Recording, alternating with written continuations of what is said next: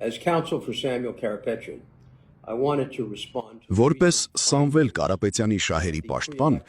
ցանկանում եմ անդրադառնալ Հայաստանում նախընտրական իրավիճակի վերաբերյալ ԵԽԽՎ վերջին եզրակացություններին։ Firstly,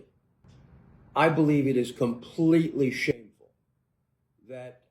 Նախևառաջ ուղղակի ամոթալի եմ համարում, որ ԵԽԽՎ անդամները, ովքեր ներկայանում են որպես անկախ ու ժողովրդավարության ջատագովներ, մեկնելով Հայաստան հրապարակում են ծայրահեղ աղավաղված փաստեր։ Ընդամենը մեկ շաբաթ առաջ եմ վերադարձել Հայաստանից, եւ ԵԽԽՎ գնահատականի միակողմանի բնույթը լուրջ մտահոգություններ է առաջացնում կառույցի հեղինակության վերաբերյալ, կապված սպասվող ընտրությունների եւ իրավունքի գերակայության հետ։ Rule of law. And let me be specifically clear about Թույլ տվեք հստակ անդրադառնալ նաև հայաստանյաց առաքելական Սուրբ եկեղեցուն վերաբերող նրանց մեղադրանքներին։ Զեկույցի հեղինակներն անտեսում են Փաշինյանի կառավարության ամիսներ տևող արշավը, որի նպատակն է կործանել եկեղեցին, հեռացնել եկեղեցու առաջնորդին եւ իրականացնել եկեղեցականների ապօրինի կալանավորումներ։ Նրանք լռում են պետական ռեսուրսների ապօրինի օգտագործման մասին, որն արվում է ոչ միայն Փաշինյանի, այլև նրա ադրբեջանցի հովանավորների քաղաքական նպատակների համար։ Azeri backers. And in fact, they attack the church. Իրականում նրանք հարձակվում են եկեղեցու վրա հենց այն բանի համար, որ վերջինս պաշտպանվում է։ Փաշինյանը փորձում է եկեղեցուն ներքաշել իր կուսակցական հարթակ,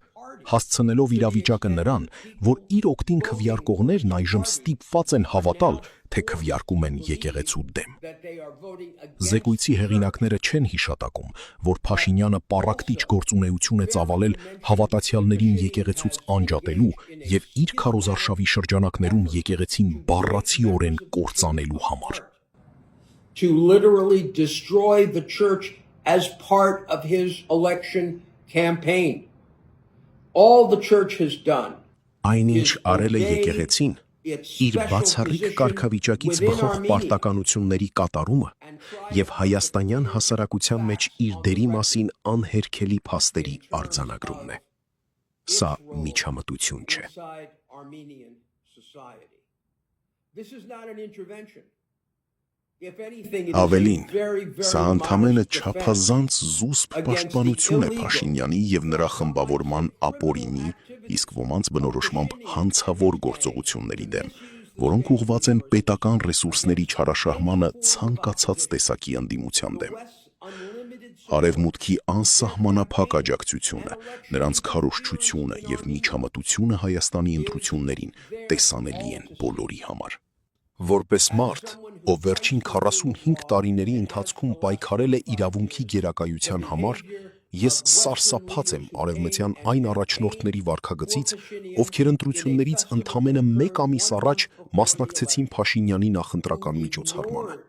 Նրանք անտեսեցին իրավունքի գերակայության զանգվածային խախտումների վերաբերյալ ակնհայտ ապացույցները, ինչը լուրջ կասկածի տակ է դնում արևմտյան այն կառավարությունների գործունեությունը, որոնք տարիներ շարունակ փորձել են խթանել ժողովրդավարական աճը նախկին խորհրդային ազդեցության գոտուց դուրս եկող երկրներում։